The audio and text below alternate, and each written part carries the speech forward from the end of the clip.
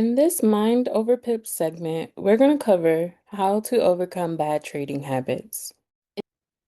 Most traders do not fail because they lack strategy. They fail because they are repeating the same behavior when pressure shows up. Good trading is not just about knowing what to do, it's about doing it when your emotions are trying to pull you off track. Let's welcome back Jada. The last time we saw Jada, she was overcoming trading with fear. To solve her problem, she moved to trading a slower moving Forex pair, reduced her risk size, and started journaling every trade. For a while, Jada was doing well. She was following her plan and feeling confident. She was ready to move back to trading gold again. But suddenly, everything changed. Now she is exiting trades too early, moving her stop loss, taking extra trades, and forcing setups that were not there. Jada didn't all of a sudden become a bad trader. When Jada was faced with the pressure of a fast moving pair like gold, her bad trading habits took over. But why do bad habits happen? Bad habits happen usually because of emotional reasons, not because a trader is careless. So let's explore the five primary reasons that can lead to the development of poor trading habits. First is fear. Fear makes traders protect themselves too early. They closed winners before the trade had time to develop, or they moved their stops because they didn't want to take a loss. Greed, on the other hand, makes traders want more than their plan allows. They oversize, add unnecessary trades, or chase moves that were never a part of the setup. Anger. Anger often shows up after a loss. The trader who wants to get it back immediately, so they revenge trade, ignore rules, or take low quality setups, that's usually caused from anger. FOMO, or the fear of missing out, pushes traders into trades they did not plan. They see movement, feel urgency, and jump in late without proper confirmation. And overconfidence.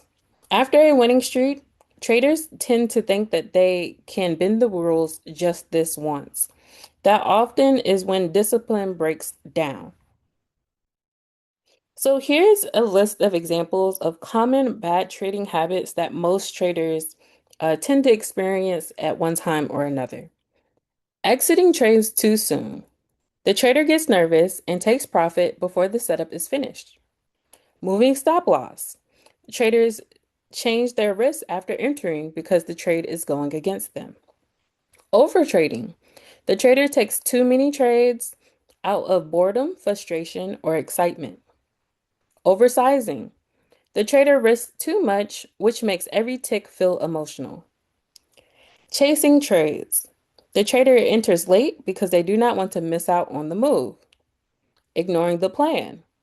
Traders keep changing the rules depending on how that trade feels. Revenge trading. The trader tries to win back every loss immediately and taking A or B grade setups. The trader knows the setup is weak, but they take it anyway. Now, let's reflect on Jada. Jada is not a newbie. She has tested her trading strategy. She has clearly defined rules. She can explain her rules in detail. And she even followed her rules consistently for 3 months. But the moment the market started to speed up, her nervous system reacted before her discipline did. It's easy to look disciplined when the trade is calm. The real test is what you do when your heart rate goes up, when the candle moves fast, and your mind starts negotiating. So, why does this become a pattern? Bad habits often repeat because traders get a short term reward for them. Exiting early feels safe. Moving stop feels like control. Overtrading feels productive. And revenge trading feels like fighting back. Even though these choices hurt long term performance, they reduce the emotional discomfort in the moment. That's why these habits stick. But now let's break down some clear steps to breaking these bad habits. Here are 7 steps in particular to help traders overcome bad trading habits. Step one is to identify the trigger. Every bad habit has a trigger. Ask yourself, did this happen after a loss? Did I do this because the size was bigger? Did I do this on a faster moving pair? Did I do this when I felt bored or anxious? If you can identify the trigger, you could catch the habit early. Step two is to name the pattern. Don't just say I messed up. Say, I exited early because I was afraid. I moved my stop because I wanted to avoid being wrong. I overtraded because I was impatient. Naming the pattern often removes some of its power. Step three is to shrink the situation. When discipline is shaky, reduce the pressure. That can mean lowering position size, trading only slower pairs, limiting the number of trades per day, taking only A plus setups, avoiding gold or high volatility instruments until consistency improves. You are not avoiding the problem, you are training in a more controlled environment. Step four is to use one rule at a time. Don't try to fix everything at once. For example, 1 week, focus on not moving your stop loss. Week two, focus on not exiting early. Step three is max 2 trades per day.